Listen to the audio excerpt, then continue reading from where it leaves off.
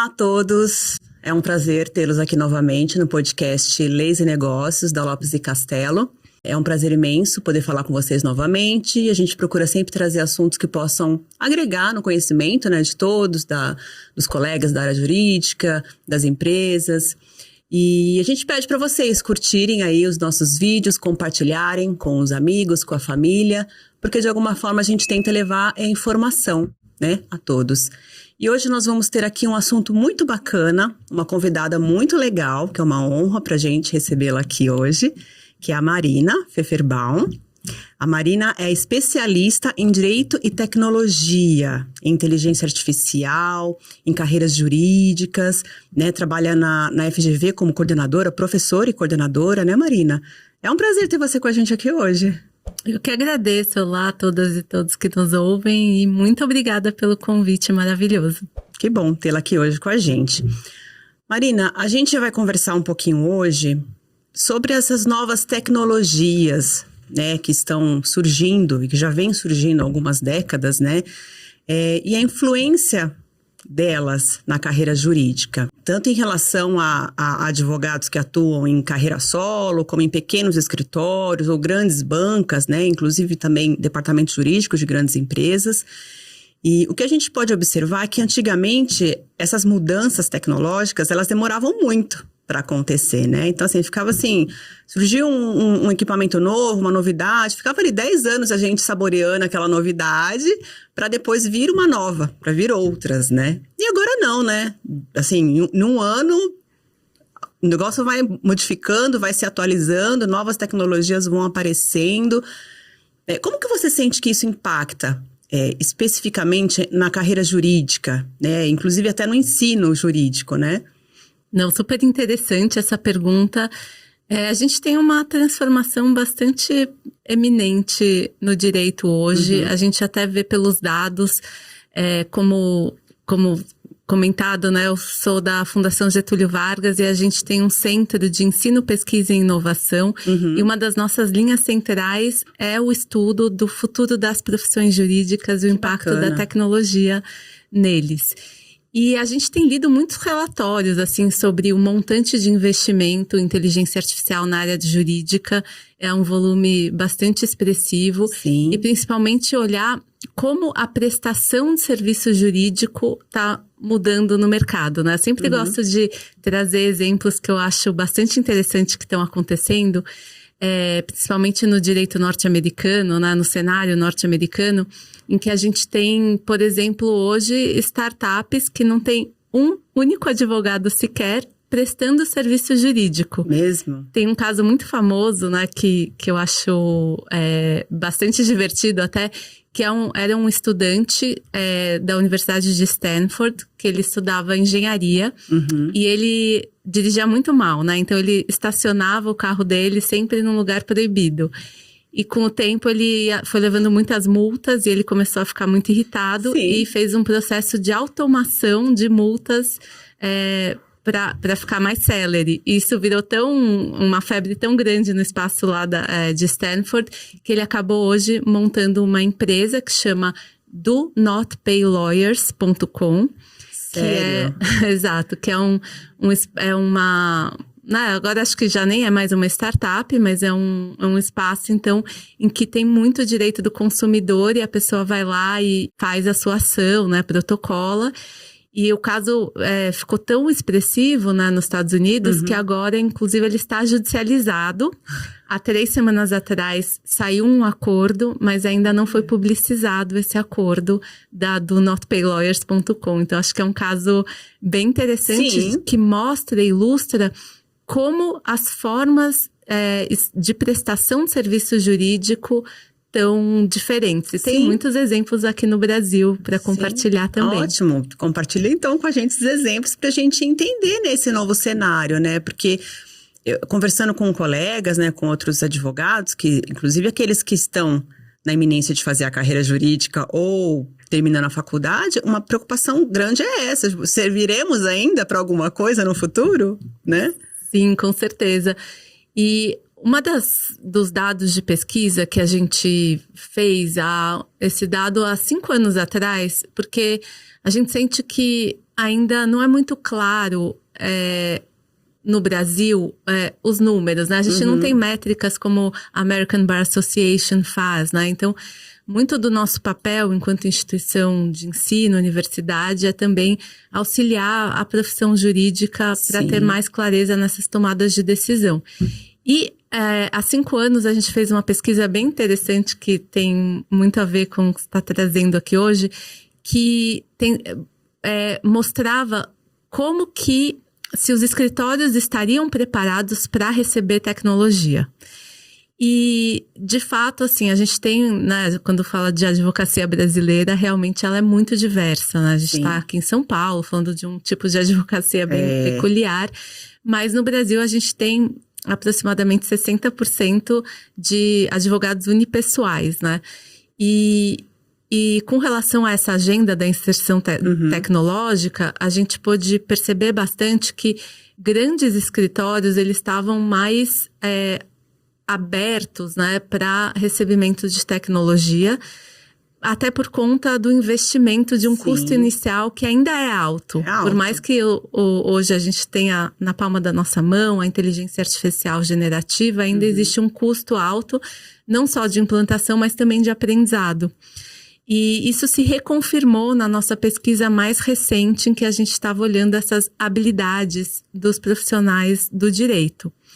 Mas o que foi muito interessante nessa pesquisa de alguns anos atrás e que a gente retomou, né, recentemente, foi ver os modelos de negócios que os escritórios de advocacia, né, e, enfim, outros espaços estão fazendo nessa prestação de serviço jurídico. Então, por exemplo, existem escritórios, principalmente que trabalham com massa, que fizeram spin-offs, né, dos escritórios e fizeram uma startup. Então, um exemplo famosíssimo no Brasil, 2 exemplos, né? São escritórios muito grandes, o JBM, que é conhecido como Salsicharia do Direito, que fez a Fint, né?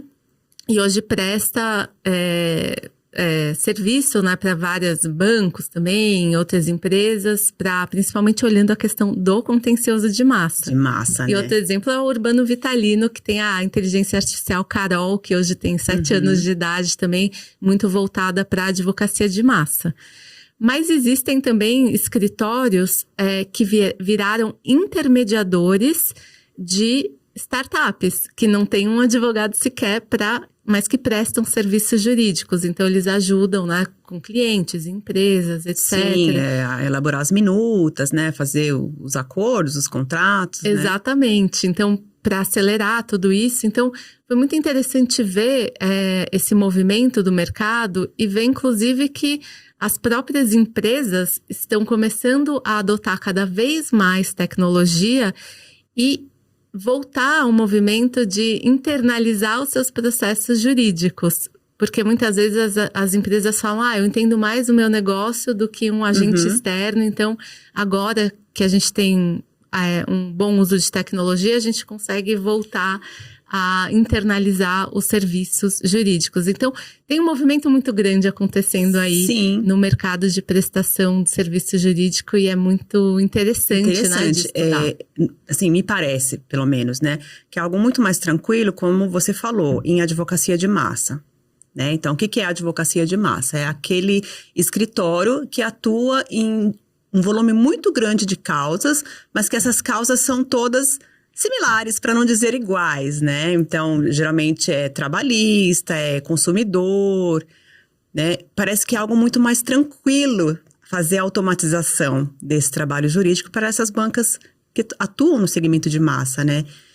E no segmento estratégico, é possível ter essa evolução tecnológica também?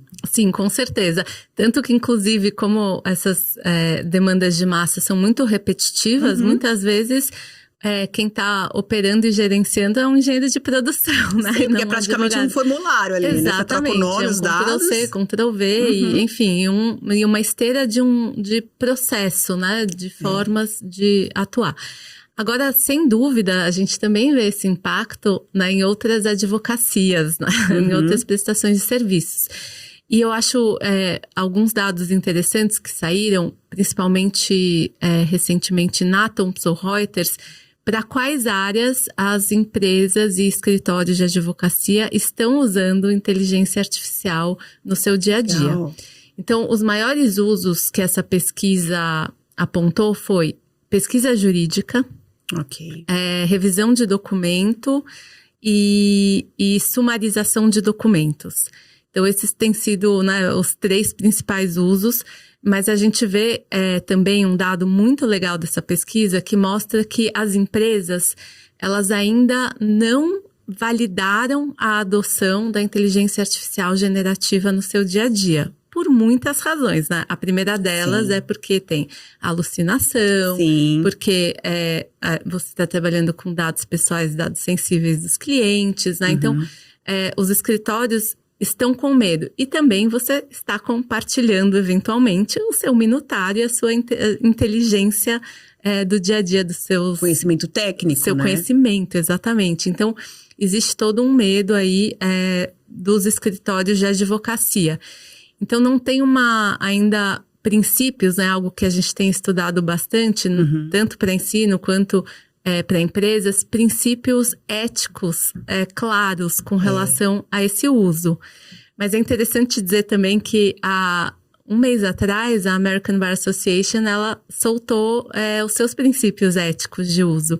E aí, aqui eu gostaria de destacar que um dos princípios é justamente ter transparência com relação ao cliente, avisar, olha, nós aqui estamos utilizando inteligência artificial generativa e informar quais são as regras éticas daquele escritório com Então, relação o problema não é nem segurança, usar etc. em si, né? É a forma como você usa. Então, se você está usando, você precisa avisar.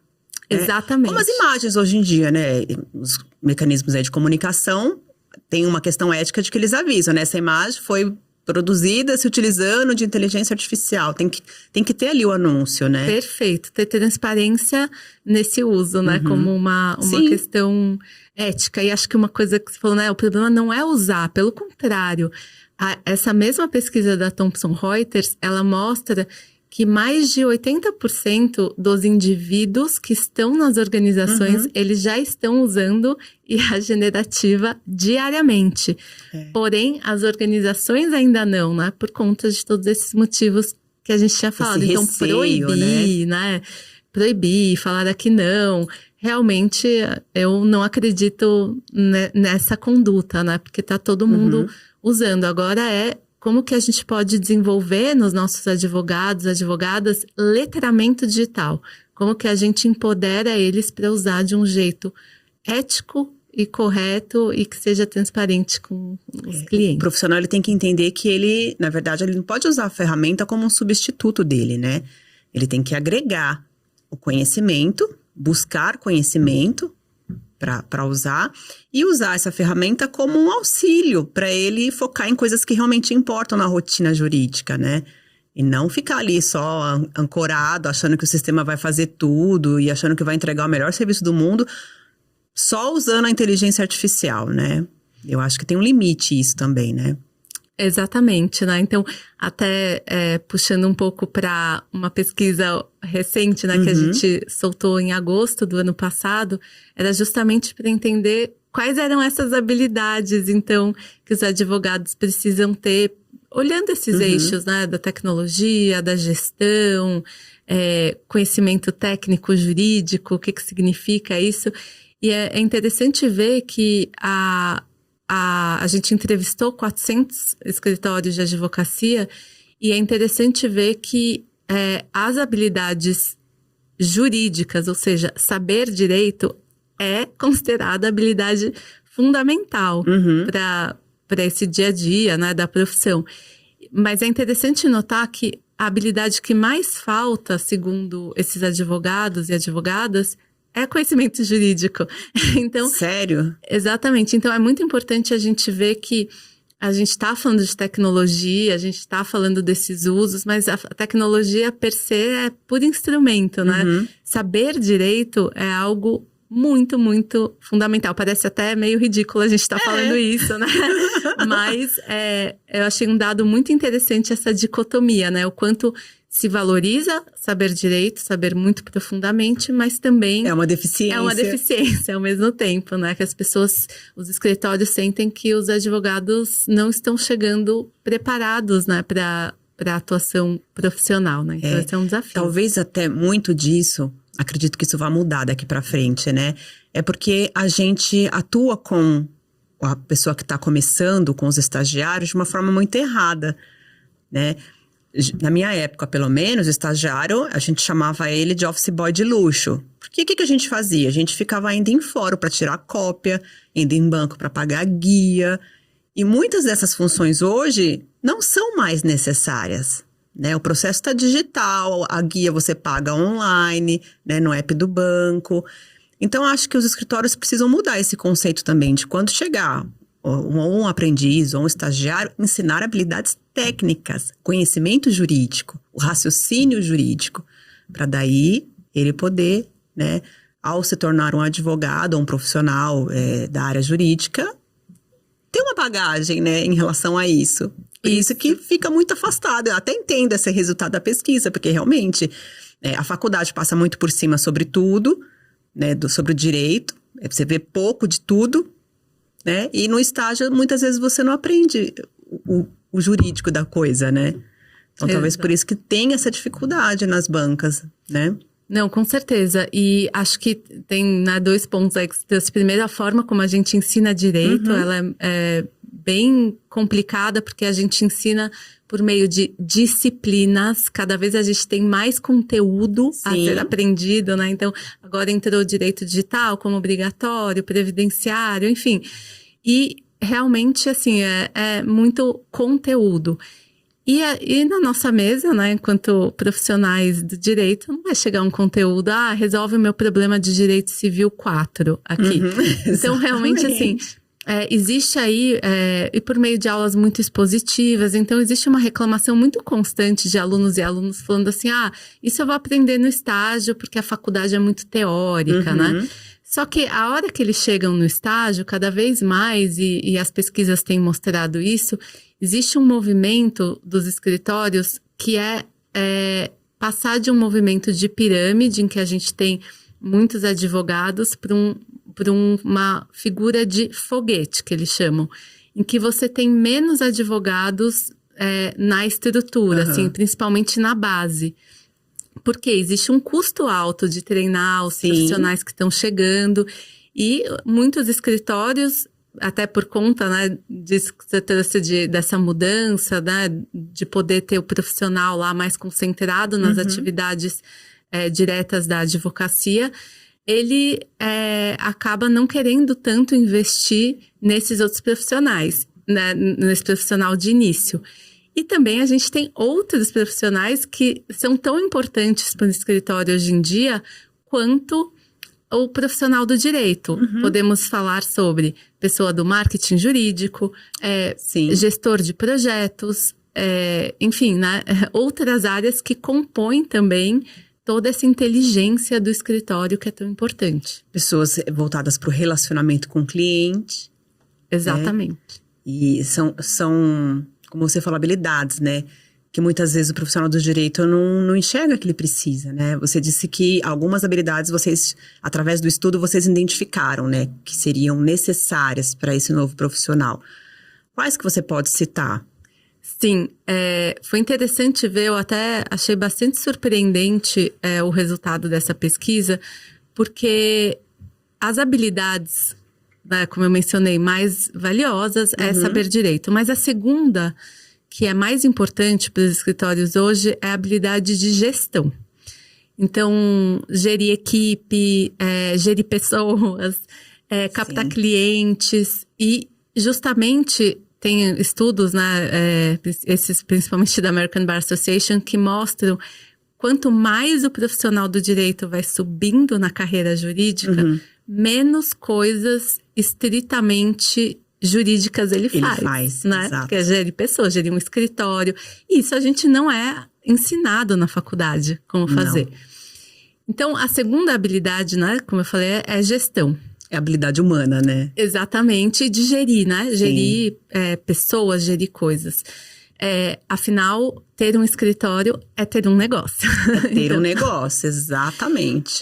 E aí, a terceira habilidade, então, são as habilidades socioemocionais. E um destaque que a pesquisa trouxe é a questão do equilíbrio emocional. Como um ponto. Eu acho que hoje a gente nunca teve tantos problemas de saúde mental, tanto no espaço da universidade, mas também nos espaços profissionais, né? E parece uma questão um pouco contraditória, né? Porque nós também nunca estivemos tão preocupados em atender esses problemas, né? Tão preocupados com relação à saúde mental, à qualidade de vida das pessoas, tantas normas regulando e impondo às empresas limites, né? Para que as pessoas tenham, né, uma saúde mental adequada, mas em contrapartida parece que o volume é maior do que era antes, né?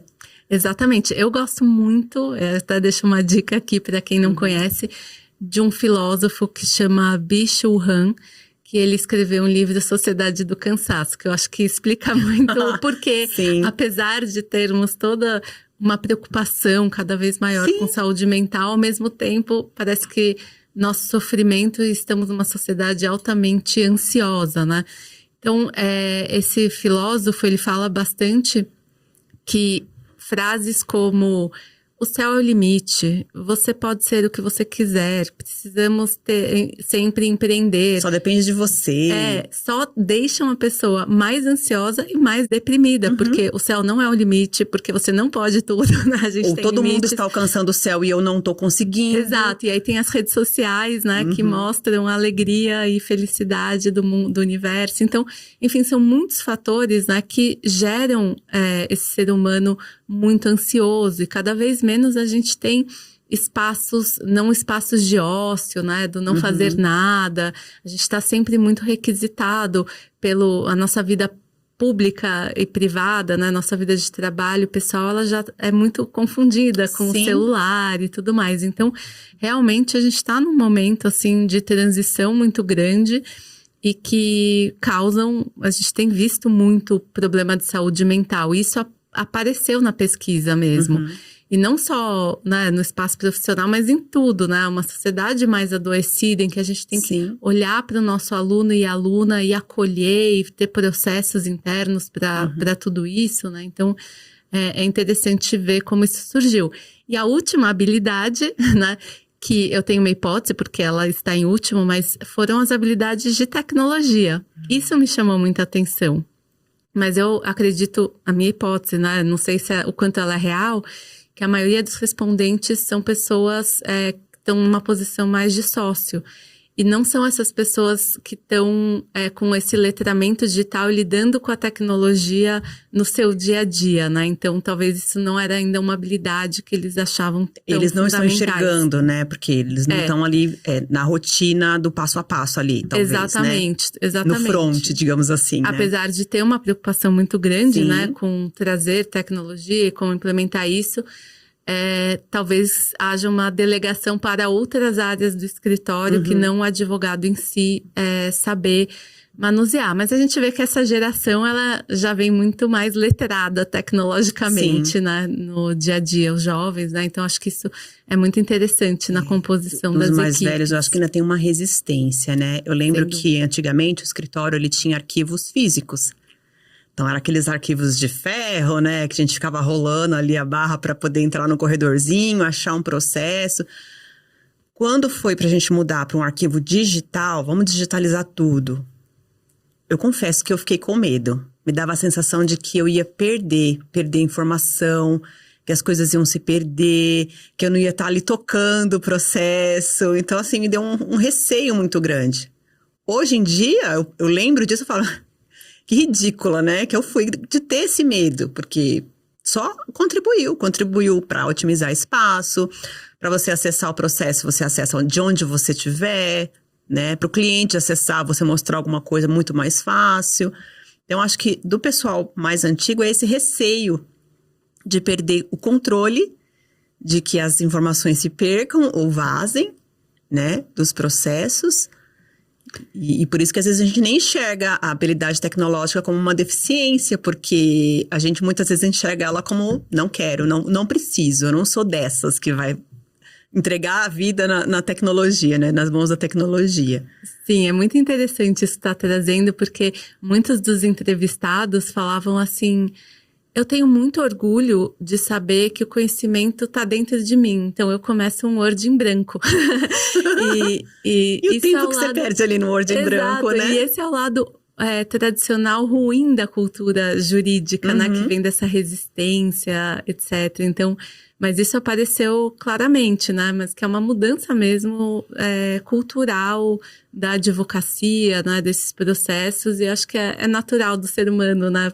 Resistir às mudanças. A gente viu bastante isso até quando Lawtex e Legaltex começaram a chegar, né? Que teve um medo muito grande com relação a elas, né? E agora a gente já vê, inclusive, sendo incorporadas em vários espaços. Natural, exatamente. Né? Parece que ficou mais natural tudo isso, né? E eu acho que essas ferramentas todas auxiliam muito em ganhar tempo, né? Então, por exemplo, hoje o advogado, ele consegue focar mais, talvez. Se ele tiver uma boa base tecnológica ali, ele consegue focar mais no conhecimento jurídico, né? Estratégico, eu diria, do que ficar fazendo procedimentos que, se já foram feitos algumas vezes, você não precisa começar ali do zero toda vez, né? Você já pode ter meio caminho andado ali para fazer. Você falou da pesquisa sobre a sumarização de documentos, né? É aquele processo em que você pode resumir um PDF ali com as principais informações. Isso faria ganhar muito tempo. Exatamente. Imagina pegar um processo de 2.000 páginas, uma recuperação judicial e ter que achar o seu cliente ali, né? No meio daquilo. Isso ajuda, dá tempo, né? Para as pessoas focarem em outras coisas. É isso, o futuro será homem-máquina. Como que a gente pode, então, ter, né, a ferramenta da tecnologia auxiliando nessa prestação do dia a dia, assim. A única coisa que eu acho interessante apontar é que, de fato, a velocidade das coisas estão muito rápidas, né? E a gente vai ver, né? A gente vê novas profissões surgindo e isso apareceu bastante na pesquisa, novas áreas que surgem no direito, na profissão jurídica, por conta, inclusive, desse crescimento tecnológico, né? Então, a gente tem marketing jurídico, que vem por conta, né, de mudanças no Estatuto de Ética, né, de marketing para advocacia, mas também, né, do movimento que a gente tem nas redes sociais, etc. Mas também a gente vê outras áreas como legal design, que é uma área que está em crescimento, e uma área que hoje é o que a gente está estudando no nosso centro de pesquisa, é uma área nova que chama Legal Operations, que trabalha com métricas, com tempo de processo, com gestão de todas essas ferramentas tecnológicas, e cada vez mais, tanto empresas quanto escritórios de advocacia, eles têm sido pressionados para ter essa tal área de Legal Operations. E o que eu acho interessante, porque existe uma discussão forte, principalmente nos Estados Unidos, que fala os clientes não estão mais dispostos a pagar por hora, né, do advogado. Então, como que você precifica tendo também toda essa tecnologia, né? Então, tem uma discussão muito grande nesse sentido, né, de como que essas ferramentas, elas teoricamente liberariam mais tempo das pessoas e também isso teria um impacto na forma como se cobra serviços jurídicos. Sim, exatamente. Você falou da questão da visual law, né? O estudo de vocês, não sei se aborda nesse aspecto, né? Mas, por exemplo, muitos colegas acham que é só uma questão visual mesmo. É para deixar bonitinho, né? Mas me parece que não. Né? Tem outros vieses aí por trás dessa modernização do documento jurídico, né? Sem dúvida. A a forma como a gente estrutura o direito, a linguagem jurídica, ela afasta muito a pessoa comum, né? Então, acho que é um movimento bastante de simplificação mesmo da linguagem, da forma visual, qual é o local do documento que a gente mais olha, né? Para ele ficar mais leve. E a gente vê aquelas peças, sentenças infinitas que Parece hoje... um romance, né? Exatamente, que hoje é muito difícil. Até a forma como a gente lê notícia, como a gente se informa, Exato. Tudo tem mudado muito, né? Então, o direito também tem que acompanhar essas mudanças, né? E o que eu acho interessante dessas mudanças, que ela traz também uma provocação, que é assim, antigamente a gente chamava... que a gente tinha o e-lawyer, né? Que ele sabia muito sobre direito e apenas direito. E aí a gente passa para um modelo que é o T-shape lawyer, que já vem outras competências de comunicação, raciocínio, tecnologia. E hoje a gente enxerga o advogado, a advogada como o Delta lawyer.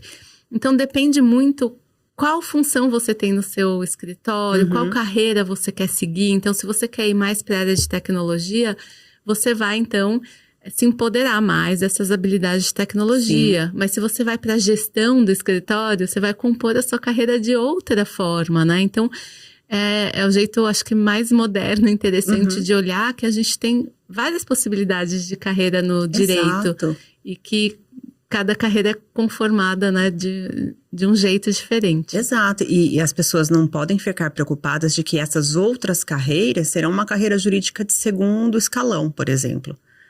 É tão importante quanto na rotina jurídica, né? Muitas pessoas ficam ali encanadas, presas no exame da OAB, não, porque é preciso passar, e fica ali anos tentando, e não enxerga que tem tantas outras possibilidades para a pessoa seguir dentro da carreira jurídica, né? Tão importantes e dependendo do cenário, até mais importante, porque é muito mais fácil você encontrar advogados para trabalhar dentro do seu escritório do que encontrar, por exemplo, um administrador jurídico, um marketing jurídico. Então, são áreas que elas são muito importantes e que não tem muitas pessoas no mercado atendendo dessa forma. Então, as pessoas não estão tendo essa visão, né? Ficam ali, não, eu fiz a faculdade de Direito, eu tenho que virar um advogado, tenho que ser um advogado. Quando, na verdade, não é só isso, né? Não é só o advogado que você pode ser várias outras coisas, não é só concurso público. Antigamente tinha essa divisão ainda, né? Ou advogado particular ou concurso público. Não, tem outras possibilidades. Exatamente, parte do que a gente está olhando agora para esses profissionais, né, que são dessas outras áreas, é como eles também se configuram e se conformam dentro das estruturas dos escritórios.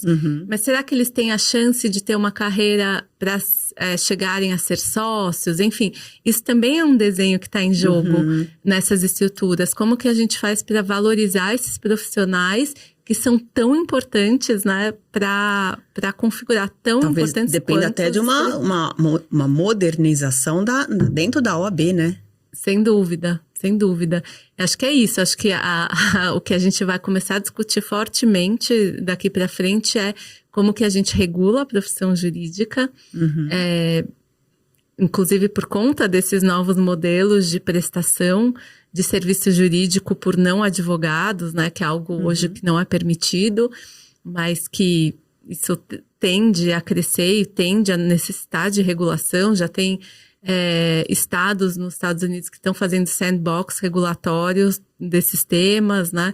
Então, realmente é algo para pensar. E como que a gente conforma esses profissionais que estão chegando, né? Que não são, vamos dizer, puramente do direito, mas que são tão importantes para o desenvolvimento da profissão jurídica. Dentro de escritório, por exemplo, talvez de médio porte, mesmo os de pequeno porte, né? Se destaca muito a figura do controle jurídico, né? Que é aquele staff jurídico. E, assim, pelo menos dentro da Lopes e Castello, é um departamento muito importante, né? Então, tem ali uma pessoa que encabeça o departamento, que ela é formada em Direito, ela não quis tirar a OAB, não quis virar advogada, mas ela atua muito bem nessa controladoria, que é o quê? É você lidar com as informações dos processos dentro do escritório, a comunicação dessas informações com os clientes, elaboração de relatórios, obtenção de documentos, é muito importante. Por isso que os legal operations, eles surgem dessas figuras dos controllers, exatamente, Exato. que é o que a gente está vendo na pesquisa, né? Que é essa pessoa que está olhando as métricas, o tempo, o custo, o gasto e juntando todas essas informações para os clientes, né? Então, essa área, sem dúvida, né? É o coração, né, do escritório do que aquilo que está sendo oferecido, né? Muito interessante. Porque é através desse núcleo que você vai ver se o trabalho jurídico está sendo bem conduzido, identificar os números, e que o cliente também vai ver se o trabalho que o escritório está oferecendo para ele também está sendo bem conduzido, né? É ali que ele enxerga os resultados do serviço jurídico que você oferece, né? E voltando um pouquinho à questão da inteligência artificial, eu sei que você tem bastante conhecimento sobre isso. Eu acho que é interessante a gente trazer para o pessoal que está ouvindo a gente o quão importante é a gente entender o trabalho dessa inteligência artificial dentro do nosso trabalho e entender como ela não precisa necessariamente virar um inimigo nosso. Se você puder falar um pouquinho sobre isso para a gente. Com certeza. Tem 2 posicionamentos interessantes para a gente olhar com relação ao que está acontecendo com a inteligência artificial. Primeiro deles é a agenda que eu chamo de agenda material da inteligência artificial. Então, novas temáticas que vão surgindo para o direito, que o direito vai ter que enfrentar com relação a essa agenda de IA. Então, um exemplo recentíssimo é a regulação de inteligência artificial.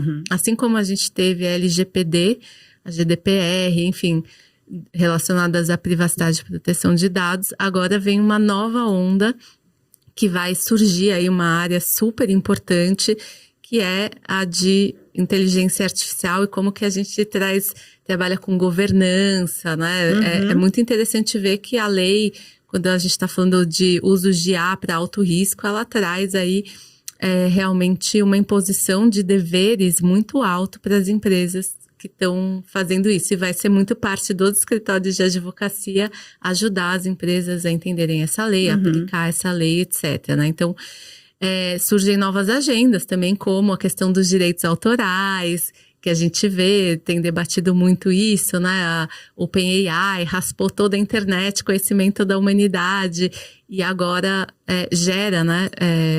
Novos conhecimentos de quem são esses direitos, enfim. A gente tá discutindo bastante isso. Mas também tem a agenda, que é o que a gente está falando bastante aqui hoje, que é do impacto da inteligência artificial no dia a dia do profissional, né? Como que ele cria o que a gente chama de digital citizenship, né? Essa cidadania digital, letramento digital, para que ele possa realmente usar como uma ferramenta, se apropriar disso, né? Nunca, jamais substituir esse profissional e todo esse conhecimento técnico que ele tem, mas fazer essa junção de homem-máquina e aprender a explorar todo o potencial que essas ferramentas trazem, né? Como um assistente mesmo. Exato. Um excelente estagiário, um excelente assistente mesmo para o dia a dia, para ajudar a gente a fazer as coisas mais rápido, de forma mais eficiente e liberar tempo para outras coisas mais interessantes. Exato, e a gente lembra, né? Você falou como um assistente. Vamos lembrar que como um assistente, o advogado precisa fazer a revisão desse trabalho com o assistente que a inteligência artificial fez, né? Que é como você disse, tem muito problema com ilusões, né? Você fazer a pesquisa e aparecer uma jurisprudência que não existe. Sim, né? Uma citação que não existe.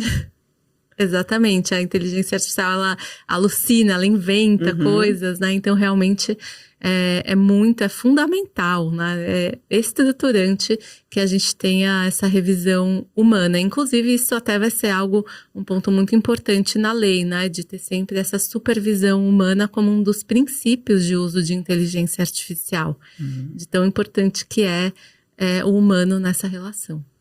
Até para acabar com esse mito de que a gente vai ser substituído, né?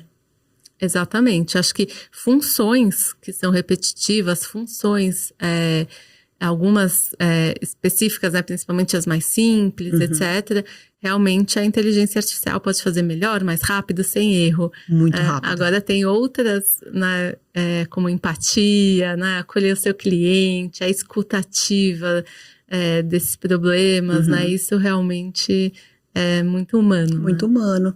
E a gente escuta muito isso das empresas, né? Que é dos nossos clientes, das empresas, que eles sentem muitas vezes essa dificuldade, né? De ter uma pessoa que sinta as dores deles enquanto empresa, que estão ali equilibrando pratos diariamente, né? Para sobreviver no mercado.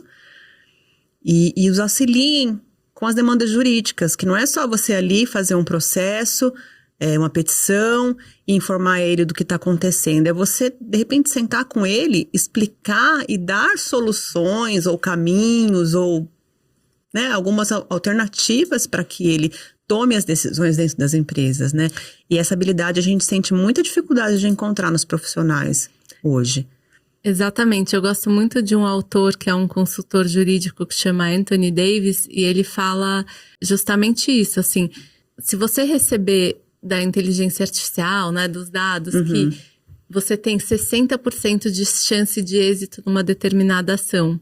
Será que realmente vale a pena ingressar com essa ação, né? Então, o advogado, com toda essa experiência que ele tem, ele vai conseguir fazer esse julgamento, né?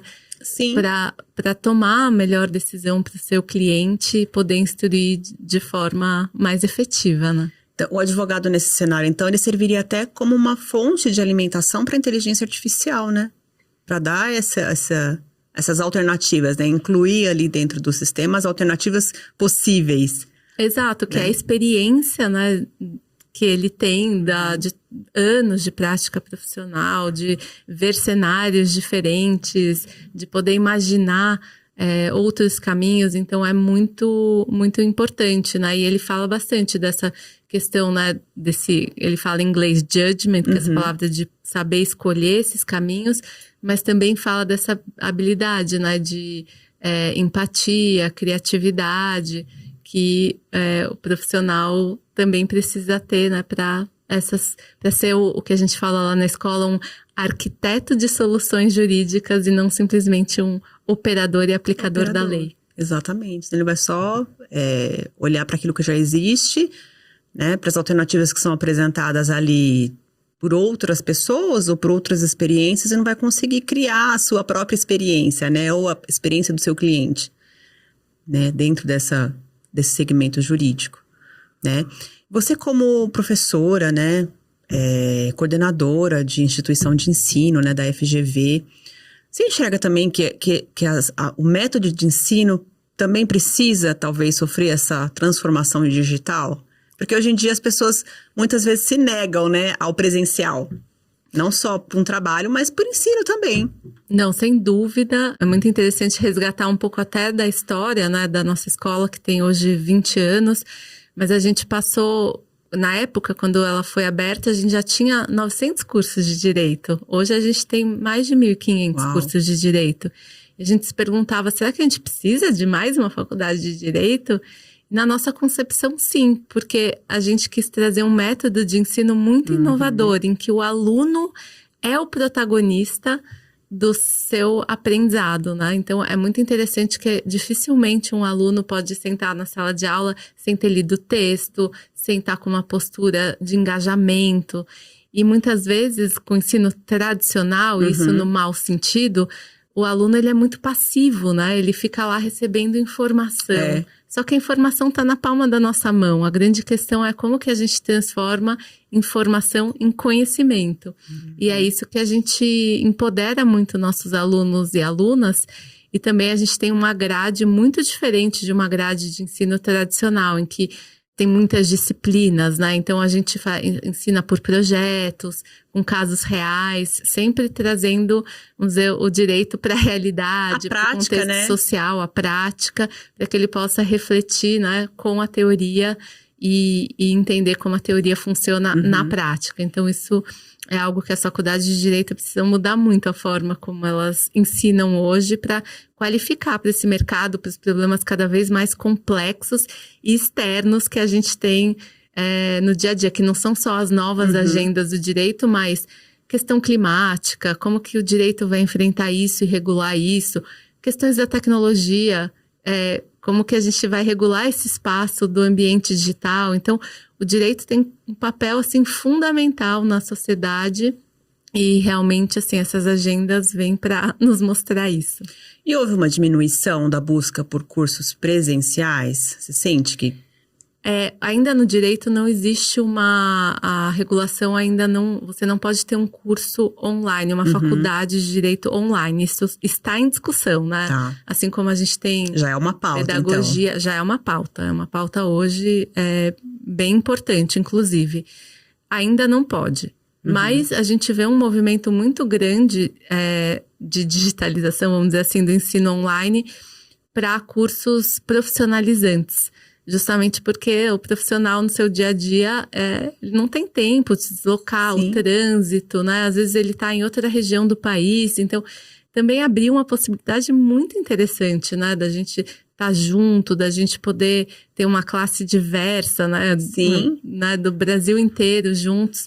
Mas acho que é isso. A gente tem que sempre ter uma preocupação muito grande no por que aquele momento do encontro é importante? Então, que tipo de troca a gente quer ter? Qual é o nosso objetivo? Senão é mais fácil a gente realmente ficar em casa, ver as aulas no YouTube, né? Ler o livro e acabou. Exato. Então, enfim, como que a gente valoriza o tempo das pessoas, que é algo tão precioso. A gente não tem nada mais importante para oferecer para o outro do que o nosso tempo. Verdade. Então, realmente, a gente precisa fazer valer a pena. É um investimento que não se volta atrás, não. né? O tempo gasto, você não recupera. Exato.